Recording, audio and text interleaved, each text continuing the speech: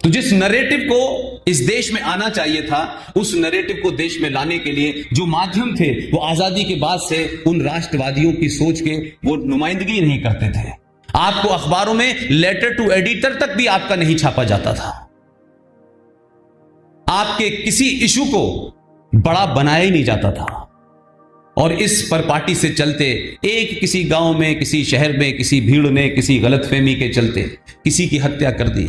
हत्या किसी की भी गलत होती है, लेकिन वो खबर यूएनओ तक जाएगी, वो अमेरिका तक जाएगी। लेकिन इस देश में 3-4 बड़े ऐसे घटनाएं हुई हैं, वो खबर ही नहीं बनते। 3,500 सरदारों को भारत की राष्ट्रीय राजधानी में, उस जगह जहां परिंदा पर नहीं मार सकता, आपने दौड़ा दौड़ा करके मारा। उस वक्त के सत्ता में बैठे हुए लोगों की देख रेख में सामूहिक आपने जेनोसाइड किया, एक तरफा मारा। लेकिन हमने उस नरेटिव को भी किस तरह डाइल्यूट किया, यह मैं आपसे कहना चाहता हूं। आज उस घटना को हुए काफी साल हो चुके। इस बीच में कई सरकारें आई। पहला सबसे बड़ा झूठ कहा गया कि कैसे हम इसको डाइल्यूट करें। तो जिन 3,500 सिखों को मारा गया दिल्ली में, पहली बार तो उसको यह कहा गया कि ये सिख दंगे थे। अब दंगा 2 लोगों के बीच में होता है, अपने आप सर में कोई चाकू नहीं मारता है। तो आपने मैसेकर को, कार्नेज को, एक तरफा हत्याओं को दंगा कहना शुरू कर दिया। सिख रॉइट्स, ऐसा लगता है कि सिख किसी की हत्या करने घर से निकले थे और 2 अलग अलग कम्युनिटीज में कोई दंगा हो रहा था, तो आपने उसको रॉइट कहना शुरू कर दिया, ताकि एक तरफा राजनीतिक देखरेख में जो हत्याएं हुई उनको आपने रॉइट कह करके बोना बनाया। और इस जागरूक समाज ने उसी दौर की एक छोटी सी रेफरेंस के लिए घटना देना चाहता हूं। ये सब जानते हैं कि इंदिरा गांधी की हत्या के बाद ये सब हुआ। जिस कांग्रेस पार्टी का जिक्र, आप राजनीतिक तौर पे, मेरा कांग्रेस से कोई लेना देना नहीं है, न मैं इस विचारधारा का हूं न उस विचारधारा का हूं, लेकिन अपनी बात के रेफरेंस के लिए इस्तेमाल कर रहा हूं।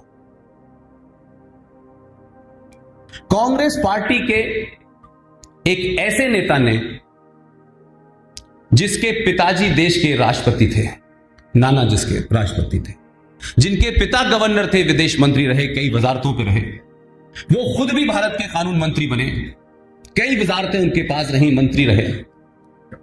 1984 के अंतिम महीने में यह घटना होती है। मात्र 4 से 5 महीने बाद 1985 में वो महान शख्स जो ऑक्सफोर्ड से पढ़ के आए थे, उनके बारे में कोई ये नहीं कह सकता है कि गरीब थे, भटके हुए थे तो इसलिए पत्थर मार रहे थे। बहुत समझदार लोग थे। उनके पूरे परिवार में कोई ऐसा नहीं होगा जिसके पास विदेशों से डिग्री ना आई होगी। उस शख्स ने एक किताब लिखी, मात्र 6 महीने 7 महीने के गैप से एक किताब लिखी, और बड़े कद्दावर लीडर हैं। और उस किताब का नाम था at home in India, the reinstatement of Indian Muslims. आप इस किताब को नोट करें, सर्च करें और सिर्फ 2-3 पन्ने पढ़ लें। उस कांग्रेस के इतने बड़े लीडर ने यह किताब लिखी, और उस किताब में क्या कहा यह देश को नहीं पता चला, क्योंकि सेकुलरिज्म की आंधी के अंदर मुसलमानों को कुछ भी कहने और करने की छूट है। इस देश में सेकुलरिज्म का मतलब यह है कि मुसलमानों के कम्युनलिज्म को अगर आप कम्युनलिज्म कहेंगे तो आप जो है सेकुलर नहीं है, आप कम्युनल हैं। और इस समाज के अंदर यह शक्ति समाप्त हो चुकी है कि पंजाब में होने वाले आतंक का नाम हमको पता चल जाता है।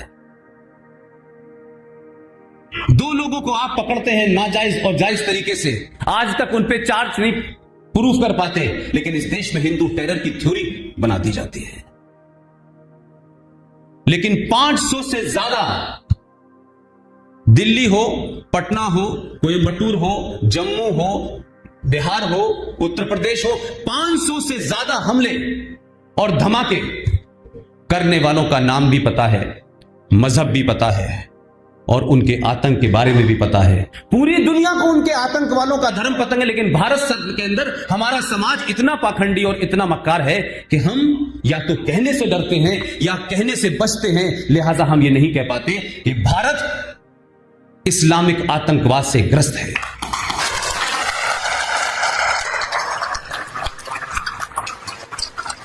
हम अलग अलग तर्क देते हैं, हम जस्टिफाई करने की कोशिश करते हैं।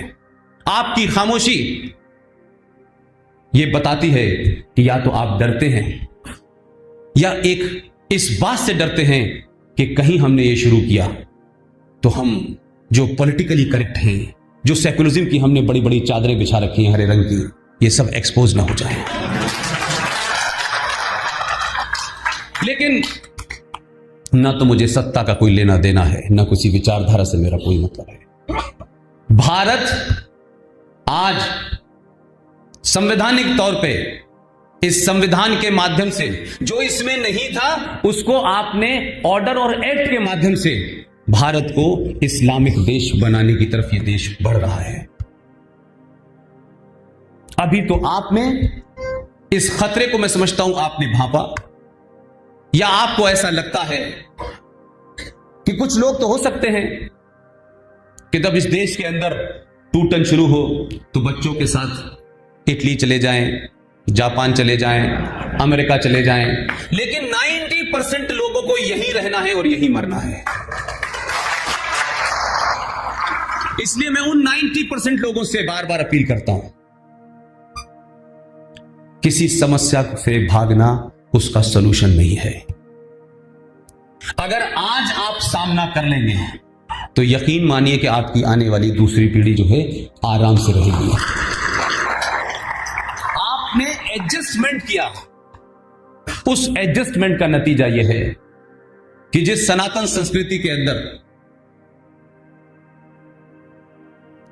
हमने कभी हथियारों की पूजा की लेकिन हथियार नहीं चलाया, हमने शास्त्रों को भी नहीं पढ़ा और ना शस्त्रों का महत्व जाना।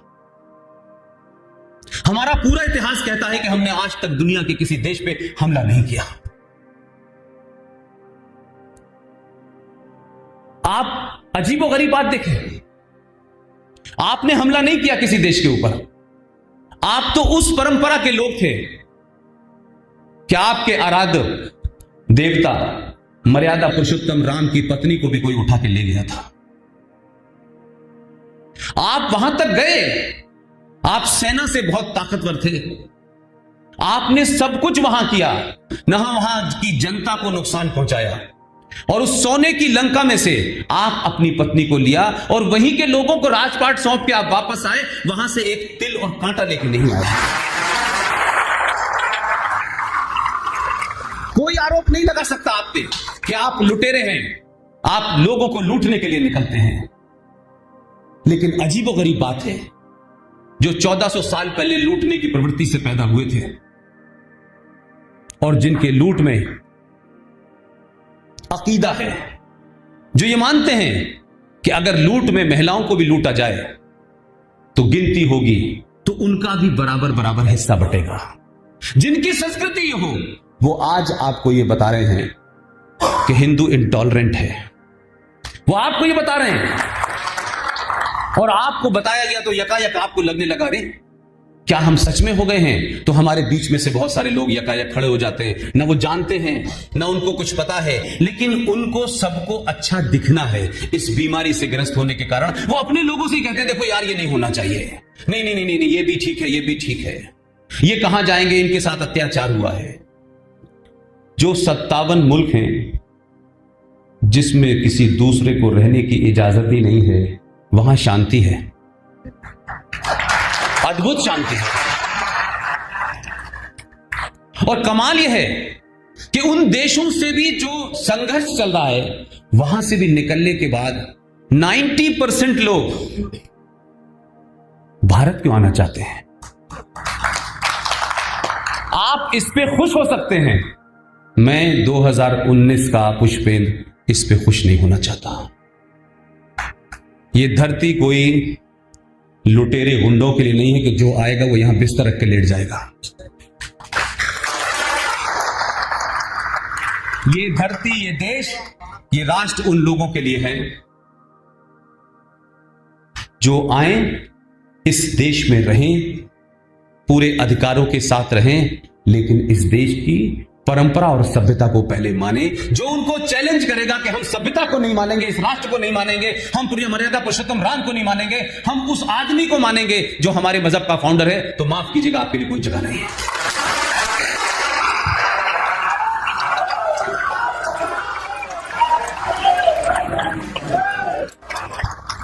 हमने इसी परंपरा का, जो हमारे आदर्श थे, हम अपने जीवन में कितना सच बोलते हैं, नहीं बोलते हैं, लेकिन क्या कंफ्यूजन है कि हमारे ही लोगों ने यह भी कहना शुरू कर दिया कि सब धर्म बराबर है। ये झूठ, ये गलतियां हमने जाने अनजाने में की हैं, अब उसका हम खामियाजा भुगत रहे हैं। मुझसे ज्यादा प्रबुद्ध लोग यहां हैं। धर्म का अर्थ रिलीजन नहीं होता। धर्म और मजहब में जमीन आसमान का फर्क है। लिहाजा हमने कहा कि साहब, इस्लाम धर्म, क्रिश्चियन धर्म और हिंदू धर्म बराबर हैं। धर्म का मतलब होता है ज्ञान। धर्म किसी चीज का हिस्सा होता है। धर्म का कोई फाउंडर नहीं होता। कांग्रेस पार्टी का फाउंडर है, इस्लाम का फाउंडर है, क्रिश्चियनिटी का फाउंडर है। मुझे बताइए कि हिंदू धर्म का कौन फाउंडर है? हिंदू धर्म अनादिकाल से चल रहा है, इस प्रकृति के साथ चल रहा है। वो लाखों साल में था और अभी भी है। और उस हिंदू धर्म को मंदिरों की, घंटों की, पुजारी की जरूरत नहीं है। हमने तो उस दौर में भी अपनी उस कर्तव्य को, उस ड्यूटी को निभाया जब जजिया लिया जाता था हमसे। तब भी हमने किसी को नहीं पता चलने दिया कि हमारे घर के कोने में एक गमला रखा हुआ है। किसी को यह पता नहीं चला कि इस गमले में, इसके ऊपर यह शख्स पानी डालकर भी अपने आप की सनातन संस्कृति को बचा रहा है। उस पौधे का नाम था तुलसी का पौधा। इतने अत्याचारों के बावजूद भी आपने चुपचाप से अपने घर की खिड़की से सूरज की तरफ देखा और नमन कर लिया। आपने अपनी संस्कृति ऐसे हालातों में बचाई है। हम ये कहें कि धर्म का मतलब यह होता है कि ऐसे बैठो, ऐसे उठो, ये नहीं है। ये बात अलग है कि गुलामी के दौर में उन्होंने कहा 5 वक्त उठो, बैठो, खड़े हो, चिल्लाओ, बैठो, ये करो, भूखे रहो। आपको लगा यही धर्म है। धर्म और मजहब में फर्क है। मजहब पैदा होते हैं, धर्म अनादिकाल तक चलते हैं। और यह भी सत्य है कि मुल्क भी पैदा होते हैं।